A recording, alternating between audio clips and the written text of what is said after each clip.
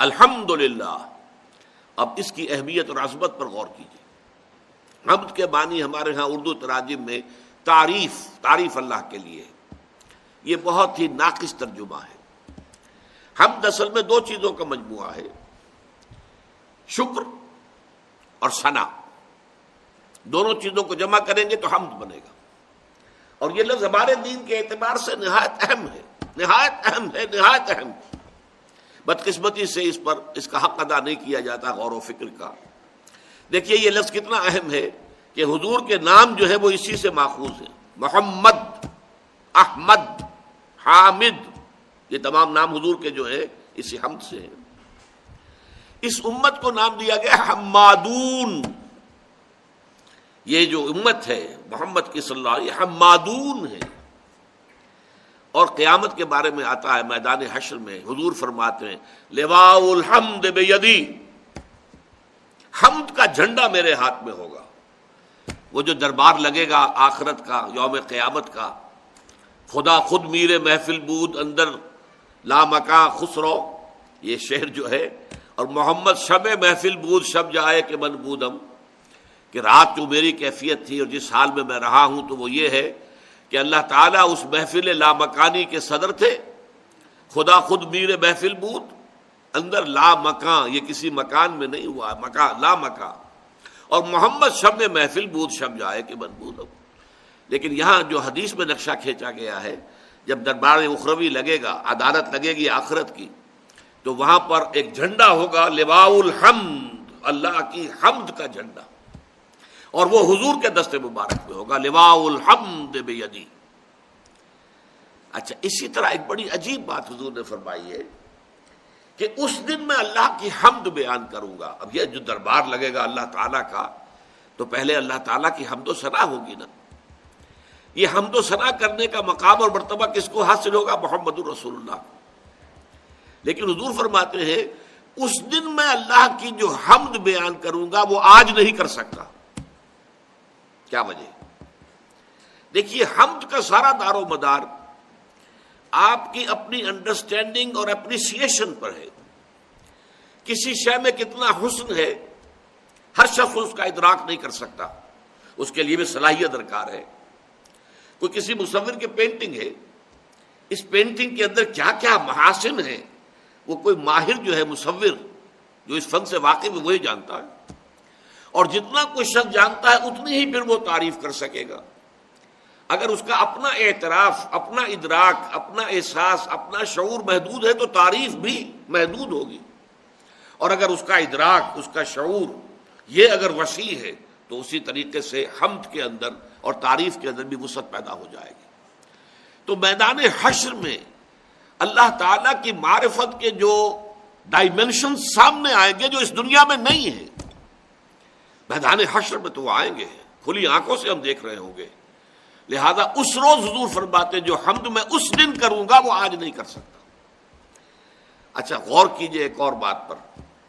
ہم جب ترجمہ کرتے ہیں میرے نزدیک تو حمد میں شکر کا پہلو غالب ہے اور تعریف یا ثنا کا پہلو دبا ہوا ہے. اس کی دلیل کیا ہے؟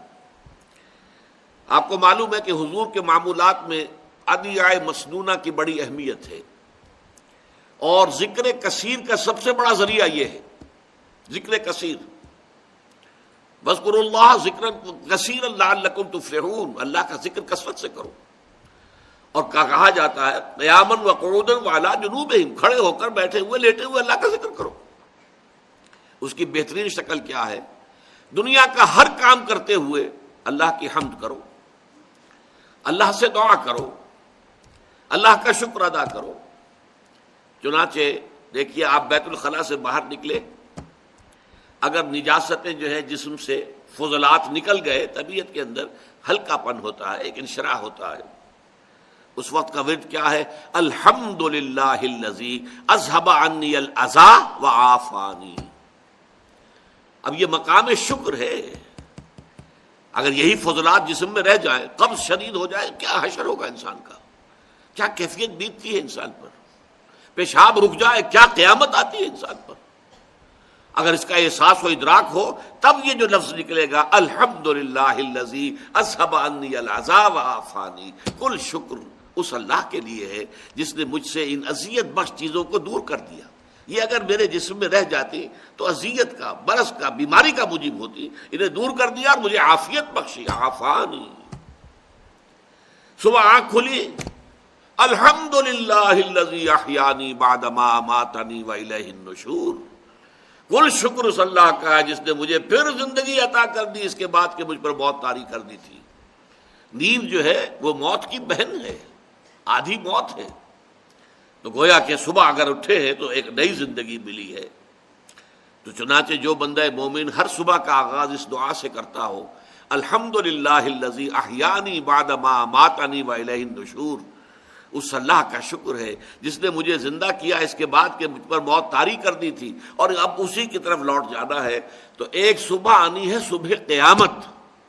صبح قیامت میں جب شعور کی آنکھ کھلے گی تو یہی الفاظ زبان پر ہوں گے، الحمدللہ الذی احیانی بعد ما اماتنی والیہ النشور. اچھا آگے چلیے. کھانا کھایا آپ نے، بھوک لگی ہوئی تھی، نقاہت تھی، کھانا کھایا، اس کے بعد کیا کہا؟ الحمدللہ الذی اطعمنی وسقانی وجعلنی من المسلمین. ان دعاؤں کو آپ دیکھیے، یہ مقام شکر ہے. اور مسلمان کی زندگی اگر واقعتاً وہ ذکر کثیر کے لیے ادعیہ معصورہ کو اپنا معمول بنا لے زندگی کے ہر کام کے ساتھ، شیشہ دیکھیے تو دعا ہے، کپڑے بدلے ہیں آپ نے، دعا ہے، بیت الخلاء میں داخل ہو رہے ہیں تو دعا ہے، باہر نکل رہے ہیں تو دعا ہے، بازار میں داخل ہو رہے ہیں تو دعا ہے، باہر نکل رہے ہیں تو دعا ہے، گھر سے باہر جا رہے ہیں تو دعا ہے، گھر کے اندر داخل ہو رہے ہیں آئبون تائبون لربنا حامدون، اللہ کی حمد کرتے ہوئے ہم دوبارہ واپس آ گئے، اپنے گھروں میں لوٹ آئے. حامدون لربنا حامدون، وہی حمد. تو یہ ہے اصل میں اس لفظ کی اہمیت، شکر. البتہ شکر میں اور حمد میں ایک باریک سا فرق ہے. شکر عام طور پر اس چیز پر کیا جاتا ہے کہ جو کسی انسان کو کوئی ٹھوس مادی اور محسوس فائدہ پہنچے. کمزوری تھی، بھوک لگی ہوئی تھی، کھانا کھایا، یہ محسوس چیز ہے. الحمدللہ الذی اطعمنی وسقانی وجعلنی مسلمین. اسی طریقے سے کوئی آپ کو دولت مل گئی ہے، کوئی کامیابی مل گئی ہے دنیا میں، کسی طرح کا امتحان میں آپ اچھے نمبر لے کے پاس ہو گئے، الحمد. شکر جو ہے کیا جاتا ہے اس پر. اور حمد کوئی حسن، کوئی خوبی، کوئی خیر، کوئی کمال، کوئی جمال، اس کے اوپر ثنا کرنا، تعریف کرنا، حمد میں یہ بھی داخل ہے.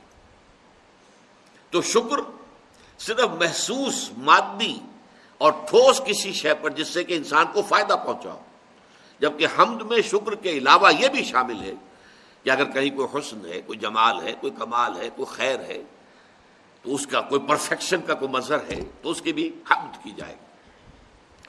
اگرچہ یہاں بھی یہ جو باریک فرق میں نے بیان کیا ہے ایک اور باریک انداز میں ختم بھی ہو جاتا ہے. یہ دونوں کے اندر بڑی باریک سی لکیر ہے.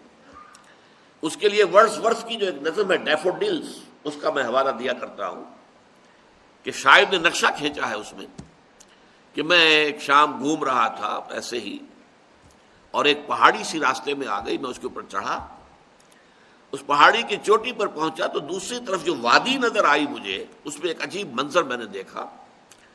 پوری وادی ڈیفوڈلز کے پودوں سے بھری ہوئی، اور پھول جو ہے ڈیفوڈلز کے وہ لہرا رہے تھے ہوا کے اندر جیسے کہ رقص کر رہے ہو، ناچ رہے ہو. تو یہ جو منظر میں نے دیکھا، اب دیکھیے اس سے کوئی مادی فائدہ تو نہیں ہوا، کیا ہوا؟ کوئی شے نہیں مل گئی، کوئی دولت نہیں مل گئی، لیکن یہ کہ اس کا احساس شاعر کا جو ہے کس قدر لطیف ہے. I gazed and gazed, but little thought what wealth the scene to me had brought. میں دیکھتا رہا، لطف اندوز ہوتا رہا، لیکن مجھے یہ خیال نہیں آیا اس وقت کہ محض اس دیکھنے سے، اس حسن اور جمال، اس کے مظاہر کو مشاہدے سے مجھے جو دولت ملی ہے وہ اس کا مجھے احساس نہیں ہوا اس وقت. بعد میں ہوا. کب ہوا؟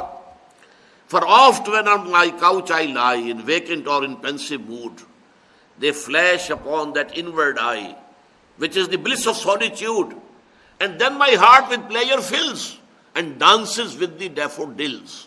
ایسا ہوتا ہے کہ میں کبھی افسردہ سا ہو کر کبھی لیٹا ہوا ہوتا ہوں اپنے کاؤچ پر اور میں اسی طریقے سے ادھیڑ بن میں ہوتا ہوں کہ اچانک وہ منظر میری نگاہوں کے سامنے آ جاتا ہے، انورڈ آئی، میرے دل کی آنکھ کے سامنے وہ منظر آ جاتا ہے جو میں نے اس وقت دیکھا تھا ڈیفوڈلز کو لہراتے ہوئے اور لہراتے ہوئے اور رقص کرتے ہوئے، اور اس منظر سے نتیجہ کیا نکلتا ہے کہ پھر میرا دل جو ہے باغ جسے ہم کہتے ہیں ہو جاتا ہے، اور وہ بھی ڈیفوڈلز کے ساتھ رقص کرنا شروع کر دیتا ہے. And then my heart with pleasure fills and dances with the daffodils. تو گویا کہ کسی حسن اور کمال کے منظر کو دیکھ کر بھی انسان کو کچھ حاصل ہوتا ہے، اگرچہ وہ بہت لطیف شے ہے، بہت سٹل شے ہے، اس کو عام آدمی کا ادراک اور شعور جو ہے شاید اس کا احساس نہ کر سکے، لیکن یہ کہ حمد کے اندر یہ دونوں چیزیں شامل ہیں. شکر میں صرف وہ چیزیں کہ جو انسان کو کوئی بالکل محسوس اور مادی اور ٹھوس فائدہ پہنچا رہی ہوں اس پر شکر، اور حمد میں وہ بھی، اور مزید یہ حسن اور کمال کے جو بھی مظاہر سامنے آئے ان پر حمد. اب فرمایا الحمد، الحمد الف لام حسر کا ہے، الحمد کل حمد، تمام حمد.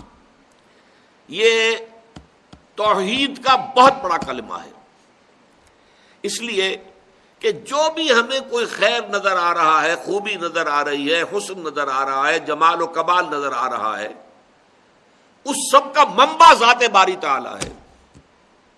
آپ پھول کو دیکھ کر پھول کی تعریف کرتے ہیں، پھول میں کوئی حسن ہے تو اللہ نے پیدا کیا ہے، تعریف اللہ کی کیجئے. آپ نے کھانا کھایا ہے، اس سے آپ کو توانائی ملی ہے، کھانے کی تعریف نہ کیجئے، کھانے کی حمد نہ کیجئے، اللہ کی حمد کیجئے جس نے کھانا آپ کے لیے بنایا ہے. یہ تمام چیزیں جو بھی کچھ، چاہے وہ محسوس ہو اور چاہے وہ لطیف ہو، غیر محسوس ہے، جو بھی آپ کو حاصل ہو رہا ہے اس کائنات کے اندر، اس سب کا منبع اور سرچشمہ ذات باری تعالیٰ ہے. لہذا کل حمد اللہ کے لیے، الحمد للہ رب العالمین، کل حمد. لام جو ہے للہ میں، اسے لام تبلیغ بھی کہہ سکتے ہیں اور اسے ہم لام استحقاق بھی کہہ سکتے ہیں. کل حمد ہے ہی اللہ کی. یہ تو اگر کسی اور کی کرتے ہو تو خیانت کرتے ہو، ظلم کرتے ہو. ان الشرک لظلم عظیم. کل حمد اللہ کے لیے. یہی وجہ دیکھیے احادیث میں آتا ہے التسبیح نصف المیزان والحمدللہ تملأہ. تسبیح سبحان اللہ، اس سے اللہ تعالیٰ کی معرفت کی میزان آدھی پر ہو جاتی ہے. اس کا مطلب کیا ہے؟ اللہ ہر نقص سے، ہر عیب سے، ہر کوتاہی سے، ہر ضعف سے، ہر احتیاج سے پاک ہے، اعلیٰ ہے، منزہ ہے، عرفہ ہے. یہ تو ایک پہلو ہو گیا، یہ منفی پہلو ہے، اس میں کوئی عیب نہیں، کوئی کمی نہیں، کوئی احتیاج نہیں، کوئی کسی طرح کی تقصیر نہیں، کوئی ضعف نہیں. یہ نفی ہو رہی ہے. یہ سبحان اللہ، الحمدللہ تمام کمالات، تمام محاسن اللہ کی ذات میں جمع ہے. یہ الحمد. التسبیح نصف المیزان والحمدللہ تملأہ. تو در حقیقت کل حمد اللہ کا ہے، اللہ کی ملکیت ہے، اسی کی ہونی چاہیے. اگر کسی اور کے لیے آپ نے اس کو ڈائریکٹ کر دیا تو در حقیقت یہ خیانت کی، یہ شرک ہے.